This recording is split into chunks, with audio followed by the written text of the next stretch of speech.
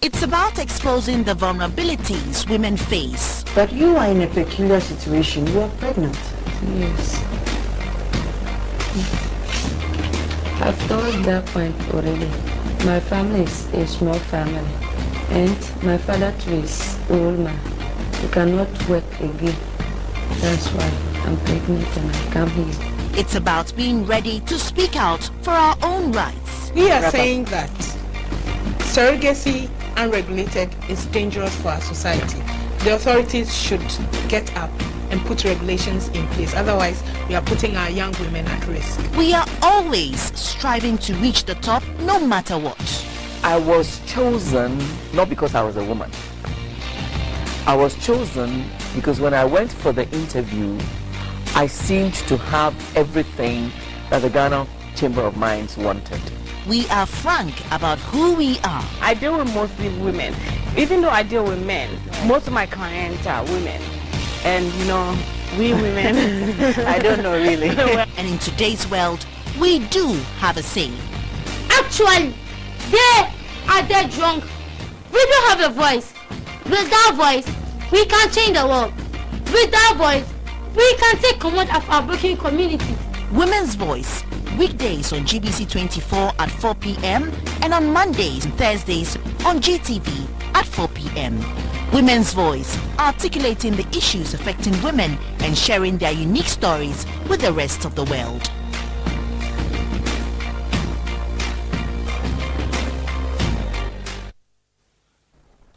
Hello, many thanks for joining us. As always, it's a pleasure. This is Women's Voice, where we get to look at issues affecting women and also sharing their unique stories with you, our audience. My name is Selikem Akolache Apalu.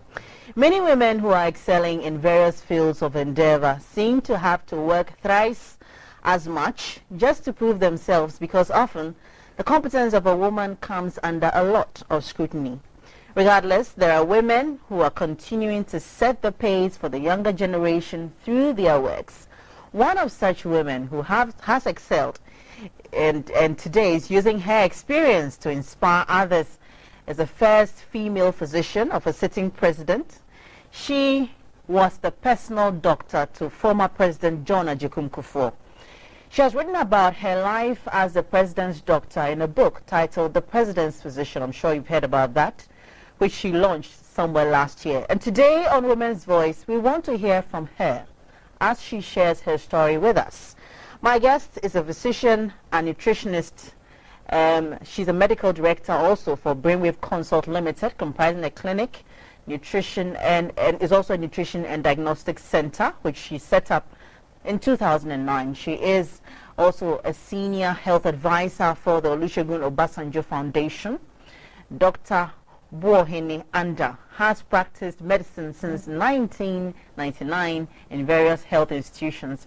My guests, as we take a look into the life of the first female physician to His Excellency John Agyekum Kufuor, former president of Ghana, and a mother and a wife, is Dr. Bettina Amma Bohene Andah.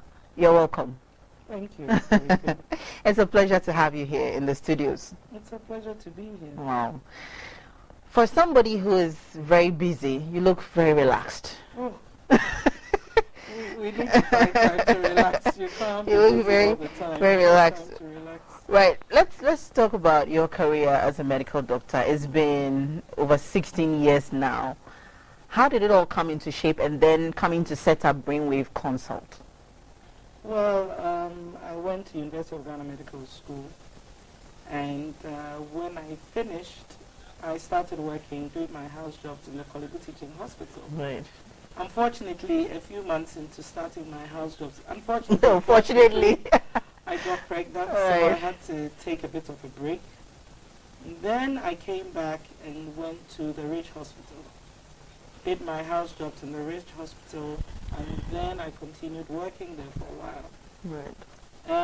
I thought maybe I should go into the private sector. I was approached by a senior colleague of mine, the Akai House Clinic, Dr. Adrian Odoi, and he said to me, I really want you to come and work with me. Right. I thought, well, I haven't had much experience in the public sector, but it would be a good thing to come and work with you. So that's precisely what happened. I went to work with him for a while, and I was managing, he had 2 branches, and at some point I had to run the HIV clinic in the Akai House clinic. Right. Hold on there. We'll take a break. This is Women's Voice. You, our audience who are also watching, can also send us your messages via WhatsApp or text messages via the number 0245780116. The program will be right back. Do stay.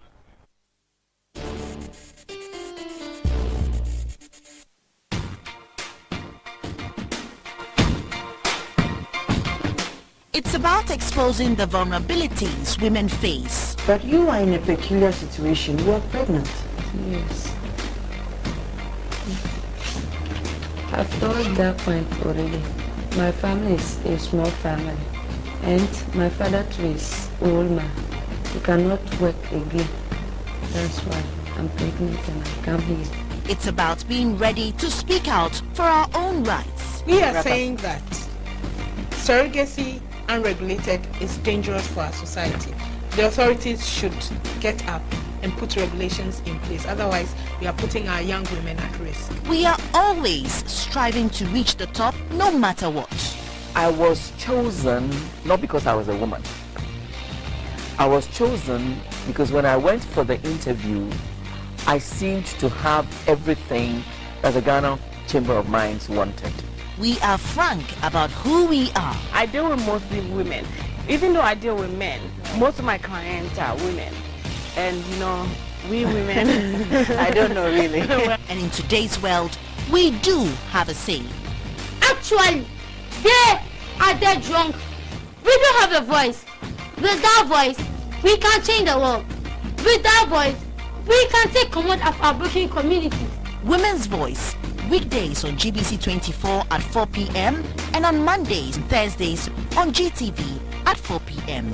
Women's Voice, articulating the issues affecting women and sharing their unique stories with the rest of the world.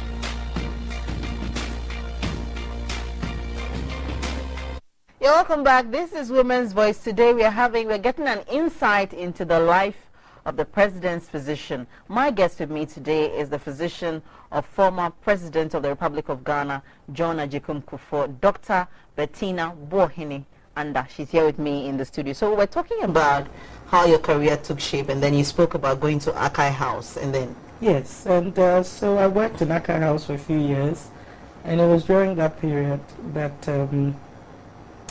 I decided, when I was in Rich Hospital, I must roll back.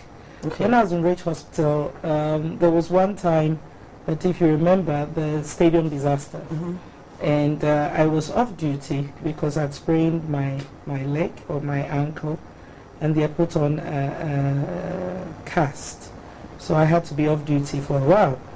And they started calling people back to come and help, because you can imagine they were totally overwhelmed. So my husband said to me, "You are not going, surely, because your leg won't even allow you." I said, "Well, I have to go, because if my legs don't work, at least my brain and my hands work. So I have to go back and try and help."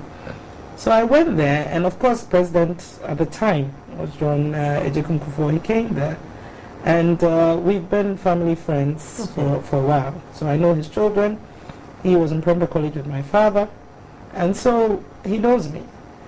But he saw me at the Rich Hospital, and I remember him asking me whether I was a patient or I was working as a doctor, because you could see this cast on my leg. He got a little worried. Long and short of it is that he said, "You know, you must pass by and visit and all of that." So I was doing that more as a friend of the family. Okay. But then when I went to the Akai House clinic in September, and there was one year where he said to me that, "You must," this was September 2009, September 2004, sorry. We finished in 2009. September 2004, he said to me, "My doctor is going on study leave, and so you better get ready. We're going to the States for the UN General Assembly." I said, what does this mean? You know, and this is a young mother. And I said to him, I don't think it will be possible. He said, "Well, it will be, so just get yourself together." So that is how come I started working with him in 2004. But I've been working, you know, doing bits and pieces, but not as his official physician. And so I worked with him till 2009 when I set up Brainwave Consult, which is where I'm working now. Okay, so are you still seeing the president? Unfortunately, doctors don't have the choice of not seeing their patients. So he's still your patient, even out of office? Yes. I mean, I can't just desert and neglect him, after he's left office. Okay, so how do you feel when you realize that you're the first woman to be in such a position as a personal doctor to a sitting president yourself? Well, I mean, initially it was daunting because I realized that this is something that, as usual, had never been done in Ghana, at least. And so I said, why me, and how's it going to be? And I'm surrounded by men, and how are they going to take to me? And there's going to be a lot of physical work as well. Because anybody who knows former President Kufuor knows that he is a man of great strength and he works hard.